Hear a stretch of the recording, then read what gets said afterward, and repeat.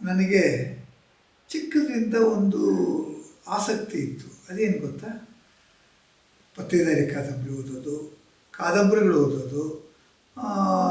ಅದು ಆಗಿನ ಕಾಲದಲ್ಲಿ ನಾನು ದಿನಕ್ಕೆ ಒಂದು ಪುಸ್ತಕ ಓದ್ಬಿಡ್ತಿದ್ದೆ. ತ್ರಿವೇಣಿಯವರು ಬರೆದಿರೋ ಕಾದಂಬರಿಗಳು, ಆಮೇಲೆ ಪತ್ತೇದಾರಿ ಕಾದಂಬರಿಗಳು, ನರಸಿಂಹಯ್ಯನವ್ರದ್ದು, ಸುಂದರರಾಜ್ ಅವ್ರದ್ದು, ಜಿಂದೆ ನಂಜುಂಡಸ್ವಾಮಿ ಇವ್ರದ್ದೆಲ್ಲ ಕಥೆಗಳು ಓದಿ ಓದಿ ಓದಿ ಓದಿ ನನಗೆ ಸಾಹಿತ್ಯದ ಬಗ್ಗೆ ಸ್ವಲ್ಪ ಆಸಕ್ತಿ ಬಂದಿತ್ತು. ಆಮೇಲೆ ಕಾಲೇಜಲ್ಲಿ ಓದ್ತಾ ಇದ್ದಾಗ, ನಾನು ವಿದ್ಯಾರ್ಥಿ ನಾಯಕನಾಗಿದ್ದಾಗ, ನಾನು ತಮಗೆಲ್ಲ ಗೊತ್ತು ಕಡಲ ತೀರ ಭಾರ್ಗವ, ಶಿವರಾಮ್ ಕಾರಂತರನ್ನ ಜ್ಞಾನಪೀಠ ಪ್ರಶಸ್ತಿ ವಿಜೇತರನ್ನ ಅವ್ರು ಕರ್ಕೊಂಬಂದು ಅವರ ಅಧ್ಯಕ್ಷತೆಯಲ್ಲಿ ಕಾರ್ಯಕ್ರಮ ಮಾಡ್ತಿದ್ದೆ. ಅವರ ಒಂದು ಸಂವಾದ ಏರ್ಪಡಿಸ್ತಿದ್ದೆ. ಅವ್ರ ಬಗ್ಗೆ ಎಲ್ಲ ರೀತಿಯ ಮಾತುಕತೆಗಳು ಮಾಡ್ತಾಯಿದ್ದು. ಹೀಗಾಗಿ ನನಗೆ ಸಾಹಿತಿಗಳ ಒಡನಾಟ ಸ್ವಲ್ಪ ನಿಕಟವಾಗಿತ್ತು.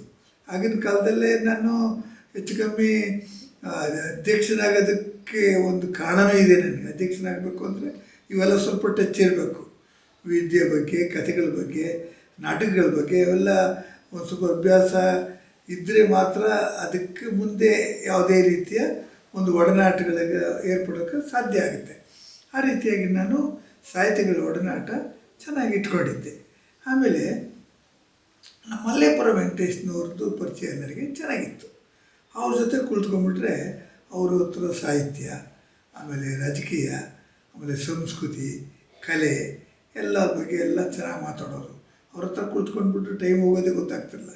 ಎಲ್ಲ ವಿಷಯನೂ ಚೆನ್ನಾಗಿ ಅವರು ನಮಗೆ ಮನದಟ್ಟಾಗೋ ಥರ ಹೇಳ್ತಾಯಿದ್ರು. ಈ ರೀತಿಯಾಗಿ ಅವರ ಒಂದು ಯಾವುದೇ ರೀತಿಯ ಒಂದು ಸಂವಾದ ಕಾರ್ಯಕ್ರಮಗಳು, ಅವರ ಒಂದು ಎಲ್ಲ ರೀತಿಯ ಒಂದು ಕಾರ್ಯಕ್ರಮಕ್ಕೆ ನಾನು ಹೋಗ್ತಾಯಿದ್ದೆ.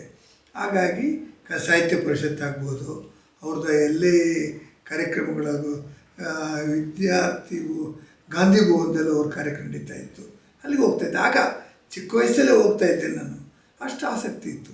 ಹಾಗಾಗಿ ನನಗೆ ಸಾಹಿತಿಗಳ ಬಗ್ಗೆ ಒಡನಾಟ ಏರ್ಪಡೋದಕ್ಕೆ ಕಾರಣ ಆಯಿತು.